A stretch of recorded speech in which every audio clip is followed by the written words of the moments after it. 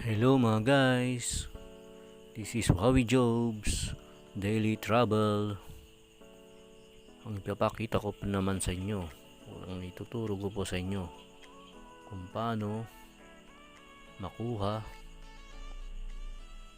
ang laman ng wallet ng borso na hindi na kailangan ng Union Bank through cash po. Ang gagawin po natin, itong papakita ko sa inyo ay based on my experience.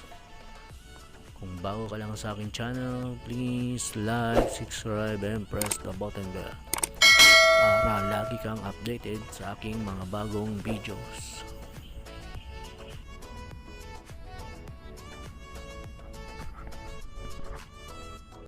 So ayan guys, ito po yung sinasabi kong based on my experience. Nakakuha po ako ng COD sa halagang 391. Tapos ang gagawin po natin, screenshot po natin ang ating laman ng wallet. Tapos pinutin mo yung add receipt. So ayan guys, complete na po siya. Successful po ang ating ginawa. So ayun guys, yung 391 na binigay na cash ng customer, sa'yo na yun. Tapos yung laman ng wallet mo na 642, dun ibabawas yung 391.